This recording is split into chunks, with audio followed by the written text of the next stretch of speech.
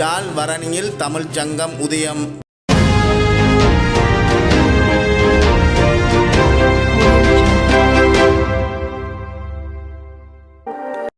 யாழ் தென்மராட்சி வரணி தமிழ்ச் சங்க அங்குரார்ப்பண நிகழ்வும் பொதுக்கூட்டமும் இன்று சனிக்கிழமை பிற்பகல் 3 மணியளவில் வரணியில் அமைந்துள்ள தென்மராட்சி கலாசார மத்திய நிலையத்தில் இடம்பெற்றது. திருமுறை பாராயணம் மற்றும் தமிழ்தாய் வாழ்த்து ஆகியவற்றுடன் வரணி சிட்டிவேரம் கண்ணகியம்மன் ஆலய பிரதம குருவின் ஆசியுரையுடன் இந்த நிகழ்வு ஆரம்பமானது. தொடக்க உரையை சைவ புலவர் சீனா கானா கமலநாதன் ஆற்றியிருந்தார். அதனைத் தொடர்ந்து சங்கத்துக்கான நிர்வாக தெரிவு இடம்பெற்றது.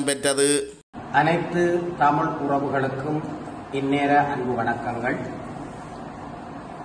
வரணியூர் சைவ புலவர் என்ற வகையிலே எமது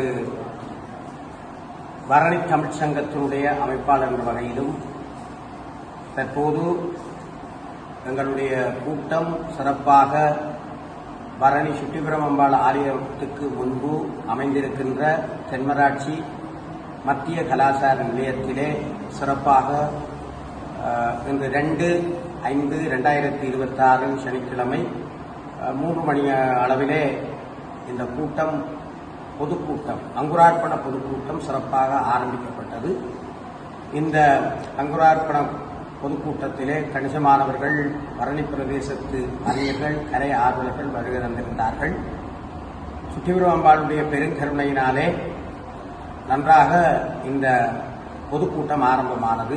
மிக முக்கியமாக எங்களுடைய ஆசிரியரை வழங்க வந்திருந்த சித்திவேரம் கண்ணகியம்பாள் ஆலயத்தினுடைய பிரதம குருக்கள் சிவஸ்ரீ சக்தி கிரியா குருமணி சைவாகம பூஷணம் ஈனா குமாரசுவாமி குருக்கள் அவர்கள் இங்கே நின்று கொண்டிருக்கிறார்கள். அவர் முதலாவது மங்களகரமான திருவிளக்கை ஏற்றி இந்த தமிழ்ச் சங்கம் எல்லா திக்குகளிலும் ஒளிபரப்பி சிறப்பாக புகழோடு மேலும் பல பணிகளை ஆற்றுவதற்கு ஆசியுரை தந்தார். அத்தோடு ஏனைய யாழ்ப்பாண பல்கலைக்கழகத்திலே இருந்து எங்களுடைய வரணியின் மைந்தன் பொறியியல் துறையின் சிரேஷ்ட திருவாளர் எஸ். உதயகுமார் அவர்கள் வந்திருந்தார்கள். இதேபோல அதிபர்கள் சார்பாக இங்கே பக்கத்தில் நின்று கொண்டிருக்கின்ற திருவாளர் ஈனா சுப்பிரமணியம் அவர்கள் வருகை தந்திருந்தார்கள். இன்னும் பலர் இங்கே வருகை தந்திருந்தார்கள். எல்லோருடைய ஒத்துழைப்போடும் சிறப்பாக இந்த அங்குரார்ப்பண கூட்டம் நடைபெற்றது. இந்த கூட்டத்திலே அடியேன் தலைவராக தெரிவு செய்யப்பட்டிருக்கின்றேன். செயலாளராக திருவாளர் சிவானந்தராஜா அவர்கள் தெரிவு செய்யப்பட்டிருக்கிறார். ஆசிரியர் அவர்கள் துணைத் தலைவராக எங்களுடைய யாழ்ப்பாண பல்கலைக்கழக பொறியியல் துறையுடைய சிரேஷ்ட விரிவுரையாளர் திருவாளர் எஸ். உதயகுமார் அவர்கள் தெரிவு செய்யப்பட்டிருக்கிறார்கள். இதேபோல பொருளாளராக எனக்கு அண்மையிலே நின்று கொண்டிருக்கின்ற அதிபர் திருவாளர் ஈனா சுப்பிரமணியம் அவர்கள் தெரிவு செய்யப்பட்டிருக்கிறார்.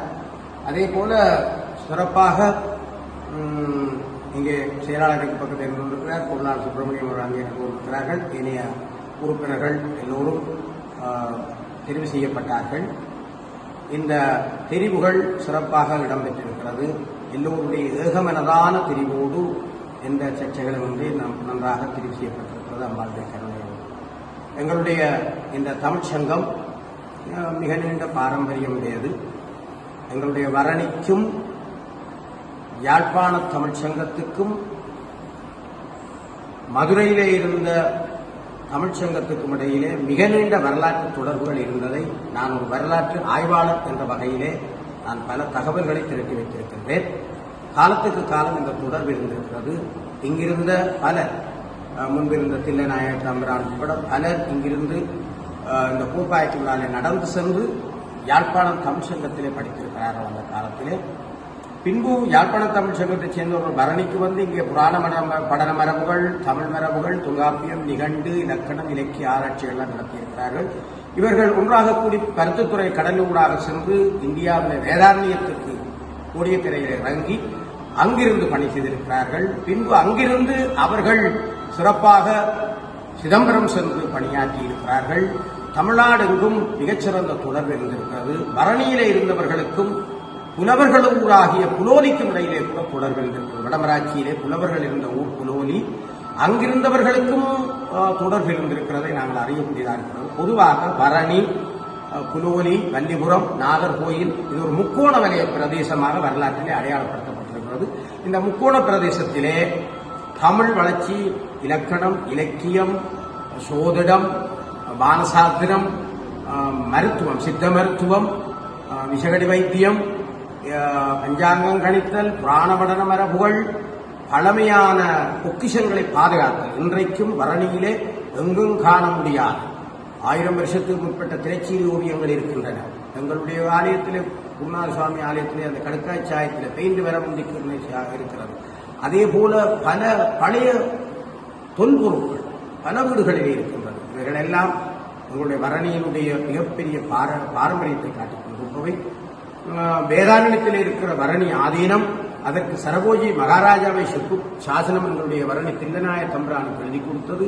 சுவாமி ஞானப்பிரகாசருடன் கூட போனது. வரணி மடம் என்று சிதம்பரத்திலே கூட ஒரு பெருமைக்குரிய மடம் அமைத்தது. இப்படி எல்லாம் இந்த தொடர்புகள் புலவர் பரம்பராயினை ஏற்படுத்தப்பட்ட தொடர்புகள். ஆகவே இந்த வரணியுடைய பெயர் சொல்லக்கூடிய இந்த தொடர்பு கிறிஸ்துவுக்கு முற்பட்ட காலத்தில் ஈழத்து பூதந்தேவனார் இங்கிருந்து தமிழ்ச்சங்கத்திலே போயிருந்து தமிழ் வளர்த்த காலத்திலிருந்து தொடர்ந்து இருந்து கொண்டிருக்கிற ஒரு பாரம்பரியம் இருக்கிறது.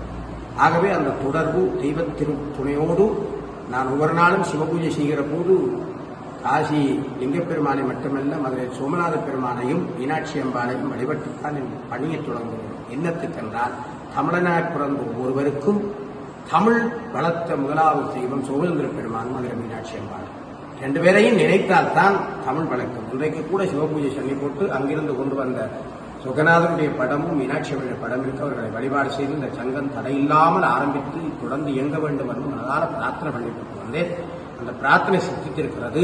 ஆகவே தாய்ச்சங்கமாகிய மதுரை தமிழ் சங்கத்தோடும் எங்களுடைய யாழ்ப்பாணத்துக்கு பெருமை சேர்த்த சங்கிலி மன்னர் காலத்திலும் அதற்கு முன்பும் காலங்காலமாக நல்லூரில் இயங்கிய யாழ்ப்பாண தமிழ் சங்கத்துக்கும் எங்களுக்கும் இடையில் இருக்கிற தொடர்பை பேணி வரணியுடைய பெருமையை மேல் கொண்டு வரக்கூடிய வகையிலே நாங்கள் பணியாற்றுவோம் என்று இந்த இடத்திலே திட சங்கப்பம் கொள்கிறோம். வெளிநாடுகளிலே இருக்கிற அன்பர்கள், எங்களுடைய மாணவர்கள், எங்களுடைய வரணியைச் சேர்ந்தவர்கள் பல பேர் எல்லா நாடுகளிலும் புலம்பெயர்ந்த தேசங்களில் நன்றாக வாழ்கிறார்கள். அது மட்டுமல்ல, இப்ப பலர் என்னுடைய மாணவர்கள் எல்லாம் கலை வளர்த்துக் கொண்டிருக்கிறார்கள். அங்கும் லண்டன்ல எல்லாம் பல பேர் வளர்த்துக் கொண்டிருக்கிறார்கள். மற்ற கனடா எல்லா இடமும் எங்களுடைய நல்ல புலவர் புனரத்தினம் கனடாவில் இருக்கிறார். இப்படி எல்லாம் எல்லா இடங்களும் இருக்கிறார்கள். அவர்கள் எல்லாம் உங்களை பணிவாக வேண்டுவது, எல்லோரும் எங்கள் சங்கத்திலே இணையுங்கள், உங்கள் ஒத்துழைப்பை தாருங்கள். எங்களால் இயன்ற தமிழ் தாய்க்கான பணியை நாங்கள் செய்ய வேண்டும். இந்த வருடம் சுற்றிவரும் கண்ணகியம்பாள் ஆலயத்தினுடைய திருவிழாவிலே நாங்கள் முதலாவது எங்களுடைய நிகழ்வுகளை அரங்கேற்றுவதற்கு அம்பாள் திருவருள் துணை கொண்டு பிரார்த்தித்திருக்கிறோம். அது சித்திக்கும், அதில் எந்த தடையும் வராது என்று எங்களுக்கு நம்புகிறோம். ஆகவே எல்லா வரணி பிரதேச அன்பர்களும் எங்களுக்கு ஒத்துழைப்பு வழங்க வேண்டும். அது மட்டுமல்ல, வரணியிலே வந்து திருமணம் செய்த உறவுகளும் எங்களுக்கு உறவுகள் தான். ஆகவே வரணியிலே வந்து பெண்ணெடுத்தவர்கள் அல்லது திருமண தொடர்பு கொண்டவர்கள் அவர்களும் எங்களுக்கு இந்த சங்கத்திலே உதவி செய்ய வேண்டும் என்று வேண்டி இன்பமே சூழ எல்லோரும் வாழ்க என்று பிரார்த்தனை பண்ணி தமிழ் வாழ வேண்டும். தமிழ் அழிவில்லாத ஒரு பெரும் குடை மொழி, செம்மொழி. அந்த மொழிக்காக நாங்கள் பணி செய்வோம் என்று கூறி இவ்வளவிலே என்னுடைய உரையை நிறைவு செய்து